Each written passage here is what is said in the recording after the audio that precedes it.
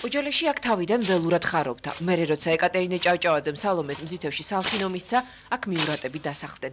დადიანების ფრანგ მასიძემ ოჯალეში 30 ჰექტარ მიწაზე გააშენა და საუკეთესო ღვინო დააყენა. მარაში ძველი საწნახელები დღესაც შემორჩა. წლების წინ სალხინოელებმა შემთხვევით ჩამარხული 100 წლოვანი ქვევრები გატეხეს და მიურატის დაყენებული ღვინოც ნახეს. ტრაქტორი გადააფრთხილეს ტერიტორია, გაასწორეს და გამოჩნდა ქვევრები. შიგნით იყო ღვინო. შავი ღვინო იყო, ხო. იქნებოდა ერთი საუკუნოვანი, 70 წელს. დადიანისეული იყო. დღეს სალხინოს რეზიდენციიდან დანგრეული სასახლე, კარიშობის ეკლესია, 100 წლოვანი ბზის ხეივანი, ბაღი და 30 ჰექტარამდე მიწაა დარჩენილი, რომელზეც ახლა 100 ოჯახი ცხოვრობს და საზრდოობს. ლაშხიები და ხულორდაები აქ მიურატების მოსვლამდე ცხოვრობდნენ. შემდეგ ბატონისნებით აყარეს და სხვაგან გადაასახლეს. ბატონების, მენშევიკებისა და ბოლშევიკების მოსვლა წასვლის შემდეგ მიწა სახელმწიფომ როგორც მცირე მიწიანებს კოლმეურნეობის დაშლის შემდეგ ისე მოხდა, რომ ისევ მათ დაუბრუნა. თუმცა 80 წლის შემდეგ მიურატებიც დაბრუნდნენ. თუ კი ამ 100 წლოვან ბზის ხეივანს, რომლის სიგრძე 500 მეტრია, ბოლომდე ჩაუყვებით და სრულს ჩაიფიქრებ, ამობენ ეს სრული აუცილებლად აგისრულდება. ვიღაცამ უკვე ჩაიფიქრა, რომ სალხინო თავისი მიწით, ეკლესიით და სასახლის ნანგრევებით მისი გახდეს. ეს სრული კი ცოტა ხნის წინ უკვე სასამართლოში გაცხადდა. კანონის ენით მიურატებმა ნაციონალიზებულის დაბრუნება, რესტიტუცია მოითხოვეს. სოფელში კი ჩათვალეს, რომ ბატონები ბრუნდებიან. ამ სახლში მამა ჩემი ცხოვრობდა. მე მისი მემკვიდრე. კომუნისტების გამო ის აქედან გადაიხვეწა.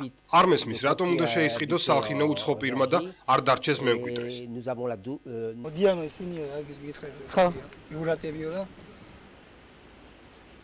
გითხრეს ხალხს წაართმევენ. და თავიანთი ხალხი მოყავთო, რომ დამუშავონ თვითონ. ასვენ გაწკნა ახლა მაგი ჩვენ რამდენი წელია მაგას ვული, თუ მოვლენ და თუ რაღაცას გააკეთებენ ოჯალეს დაგავდნენ, ჩვენ მოვლიდით მაგას. თავარი მიზანი ოჯალეში მოშენება და მიწის ჩაგდება, ეს ძვირადღირებული მიწაა ვისაც ესმის, ძალიან მომავალიც აქვს. რას მოგიტანს, მაგი არ ვიცით. რას მოგიტანს, აბა? რას მოგიტანს? ბატონობას.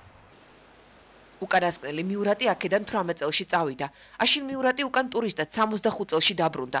ტალახში დაგორდა ტანსაცმელი სალხინოს მიწით მოსვარა და საფრანგეთში ისე წაიღო. დღეს მისი შვილი საქართველოს მოქალაქეა და წინაპრების დანატოვარის დაბრუნებას სასამართლოთი ცდილობს.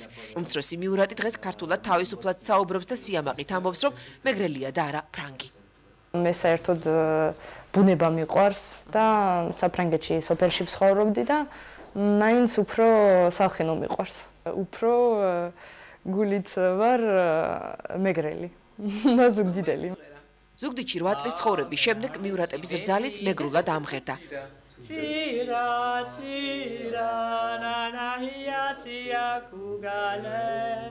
ამბობს, რომ მათ საქართველოში ყველაზე მეტად ტოლულები უგებენ. მემკვიდრეობის დაბრუნების შემთხვევაში სალხინოში ტურიზმის განვითარებას, სასახლის აღდგენას მიწაზე კი ოჯალეშის ძველებურად გაშენებას აპირებენ და იქაურებს მათსავე საკუთრებაში გადასულ მიწებზე დაასაქმებენ. ყველაზე უკეთ ლტოლვილები გვიგებენ, რადგან ჩვენც მათსავით 80 წელი საფრანგეთში ლტოლვილებად ვცხოვრობდით. ამიტომ მათ ჩვენი ყველაზე უკეთესმით. ჩვენ არ გვინდა სალხინოს გაყიდვა და ამაში ყველას დავარწმუნებთ. მემკვიდრეობის დაბრუნებას მათ დიდი ხანია პირდებიან. საბოლოოდ კი გადაწყვიტეს სასამართლოსთვის მიემართათ, სადაც 1914 წელს მიღებული სალომე მიურატის მიერ დატოვებული ქონების ანტუანეტა მიურატზე დამტკიცების მოწმობა და 18 წელში მიღებული სალხინოს საადგილმამულო კომისიის პრინცესა ანტუანეტა მიურატზე მიწის ნაკვეთებზე უფლების მინიჭების ოქმი წარადგინეს. ზუგდიდის მუზეუმის თანამშრომლები ყვებიან, წინანდელ ამბავს, როცა მუზეუმში იურისტები ჩამოვიდნენ და ეს დოკუმენტები მოითხოვეს. შემდეგ გაირკვა, რომ ისინი მიურატების წარმომადგენლები იყვნენ. მასალის მოძიებაში კი იურისტებმა, როგორც ზუგდიდში ამბობენ, 30,000 ევრო აიღეს. სამეგრელოში ფიქრობენ, რომ მიურატების უკან სხვა დგას და შესაძლოა ქონების დაბრუნების შემდეგ მათ მიწა სარფიანად გაყიდონ. მათი ნათქვამიდან გამოდის, რომ ეს დოკუმენტები 30,000 ევრო ღირს. ჩვენ 30,000 ევროს გვიხდიან და ჩვენ რაში გვენაღლება. ჩვენ გვაქვს ეს საქმე დავალებული და ეს უნდა გავაკეთოთ, უნდა გამოვიძიოთ, უნდა მოვიპოვოთ ეს მასალები და სულად შეიძლება რომ ეს ეკატერინეს იყოს. ისე ნამდვილად ჩვენ არ სამეგრელოში ფიქრობენ, რომ მიურატებს პრეტენზია მოძრავ ქონებაზეც გაუჩნდებათ და ეს უფრო შორს მიმავალი პროცესი გახდება. მუზეუმი კი მარტო დადიანების საკუთრებას არ ინახავს. აქ ბევრ სხვა ნივთთან ერთად თაგილონის გათხრების დროს ნაპოვნი ანტიკური სასმისიც ინახება. საცდუნებელიც ბევრია. სამწუხაროდ ჩემში არის ჭავჭავაძეების და მით უფროაც დადიანების სისხლი არ ურევია, მაგრამ გაუძლო ცდუნებას ძალიან ძნელია, რადგან შესაძლოა ეს ის საყურე, რომელიც თავის დროზე ეკატერინე ჭავჭავაძეს ეკეთა და შეყვარებულ ბარათაშვილს ლექსიც კი ათქმევინა. ვითა პეპელა არხევს ნელ-ნელა სპეტაკ შროშანსა ლამაზად ახრილს, ნაზი საყურე, ტურფა საყურე ეთამაშება თავის საჩtildeს. Ჩიშობე რომ თავდაპირველად ისინი არა ეკატერინეს, არამედ სალომესა და მიურატების ქონებას მოითხოვენ. იმ ნივთებს, რომელიც სალხინოდან მუზეუმის პირველმა დამაარსებელმა ბოლშევიკებს და მძარცველებს ურმებით გამოარიდა. მათ შორის ნაპოლეონის ბრინჯაოს ნიღაბიც, რომლის მსგავსი პარიზისა და ლონდონის შემდეგ უკვე ზუგდიდ ჩიდევს. თუმცა თავად მიურატები ამის შესახებ ჯერ არაფერს ამბობენ. თუ უძრავ ქონებას დაიბრუნებ, ესე მოძრავ ქონებასაც დაიბრუნებ. თავისთავად ყველა ადამიანის სურვილია წინაპრების ქონება ეკუთვნის თუ არ ეკუთვნის დაიბრუნოს. არაფერს ამბობენ ჭკადუაში სასახლესა და მიწაზე, რომელიც ასევე სალომეს ერგო. აშილ მიურატმა თავი აქ მოიკლა და დაკრძალული ჭკადუაშია. მიურატები ჯერ სალხინოსკენ არიან მომართულები. სოფელ ჭკადუაში დადიანების ამ მამულში, ამ ნაგებობას სასახლეს ვერც მაშინ დაარქმევდით და მით უმეტეს ვერც დღეს ჩანგრეული ჭერისა და იატაკის ფონზე. ერთადერთი რაც აქაურობას ღირებული და თან ძალიან ღირებული აქვს, მიწა და აი ეს ფანტასტიკური ხედია. წინ აფხაზეთია, აი იქით კი სვანეთი.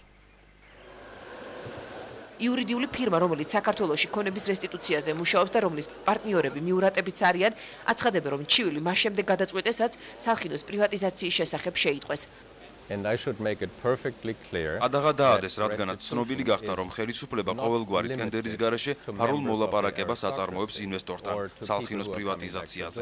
ინვესტორი კი უცხო ქვეყნის მოქალაქეა და სალხინოს მამული პირადი გართობის ადგილად უნდა აქციოს. მათ შორის ეკლესიაც, შესაძლოა აქ კაზინოც გააკეთოს. ეს კი დაუშვებელია. სოფლის შიში და საზოგადოების გაღიზიანება სალხინოში ეკლესიის დაყადაღებას მოყვა. მიურატებმა მემკვიდრეობაში ტაძარიც მოითხოვეს, თუმცა ქონების დაბრუნების შემდეგ მას ისევ ეკლესიას დაუბრუნებენ. ეკლესიას, რომელიც კონსტიტუციური შეთანხმების მიხედვით ისედაც საპატრიარქოს კუთვნილებაა. სასახლე, მიწა და ეკლესია ერთ მთლიანობას წარმოადგენს. ამ შემთხვევაში ეს კარის ეკლესიაა. ჩვენ პატრიარქსაც ვუთხარით, რომ ეკლესიას საპატრიარქოს დავუბრუნებთ. 2002 წლის კონსტიტუციური შეთანხმებით ეს არის გამოცხადებული იმპერატიულად და ამდენად ეკლესია არ შეიძლება იყოს არც სახელმწიფო საკუთრებაში და არც ვინმეს კერძო საკუთრებასა თუ მფლობელობაში. არსებობს კიდევ ერთი სამართლებრივი ბერკეტი. პირველმა დამოუკიდებელმა მთავრობამ თავად აზნაურთა ქონების ნაციონალიზაცია მოახდინა და ის ხალხს გადასცა. ჰანს ალტენბურგმა აღმოსავლეთ გერმანიაში თავის დროზე მემკვიდრეობა დაიბრუნა. შემდეგ მეუღლეს ნანა ანდრონიკაშვილს დაეხმარა და დღეს ის ჭანდარში მამაპაპისეული მამულის მეპატრონია. ისევე როგორც ჯონ მალხა შალიკაშვილი გურჯაანში, ამილახვერვის მემკვიდრეების სამთავეში და მუხრანელები მუხრანში. თუმცა ნიკო ბურის სახლი, როგორც მემკვიდრეები ამბობენ, მხოლოდ სასამართლოს გადაწყვეტილებითაა მათი. ჩამონათვალში ნატო ვაიჩნაძის სახლ-მუზეუმიც ხდება, მაგრამ ირკვევა, რომ მუზეუმი დღესაც სახელმწიფოსია.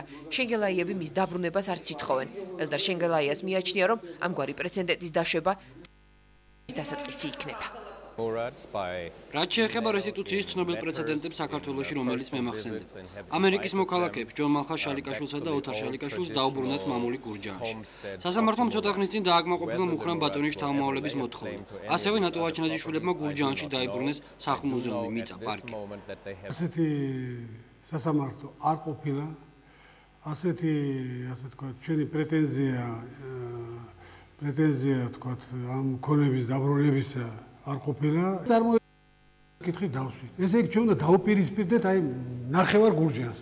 თუ ჩვენ ამ პროცესს დავიწყებთ, საქართველოში მოხდება არა ჯანსაღი და ძალიან არასასიამოვნო დაპირისპირება. ალენ მიურატი ბედნიერი იქნება თუ კი მისი ქართველი ნათესავებით შეეცდებიან მემკვიდრეობას. მაგრამ მათი აზრი განსხვავებულია. მაია დადიანის მამამ თავის დროზე მუზეუმს ანდრია დადიანის ლონდონში საგანგებოდ დამზადებული დადიანისეული გერბიანი საათი გადასცა. ასეთი იყო საგვარეულო სახლის დამოკიდებულება და დღესაც მიაჩნიათ საკითხის უმართო პროცესებს მოიტანს. მემკვიდრე არის ლევან დადიანი. მაშინ იმან წამოაყენოს პრეტენზია საერთოდ ზუგდიდზე და სასახლეზე და თელ სამეგრელო. თუკი მემკვიდრეობაზე დაიწყება საუბარი, გამოდის, რომ საქართველოს სათავადოებად დაიყოფა. მარტო თბილისის ძველობაში ყველა ძველ სახლზე გაჩნდება პრეტენზია. დედაქალაქიც განზე დარჩება, მაგრამ თუკი წინანდლის მსგავსად ამგვარი ობიექტების გასხვისება იგეგმება, ბევრი მიიჩნევს, რომ უპირატესობა მემკვიდრეს უნდა კონდეს და არა ინვესტორს. თუმცა საზოგადოება უკვე ნაციონალიზირებულ ქონებაზე რესტიტუციას დიდი დაპირისპირების წყაროდ მიიჩნევს. ფიქრობენ, რომ ქონების დაბრუნებით დაწყებული აურზაური სალხინოში საქართველოში იოლად არ ჩაივლის.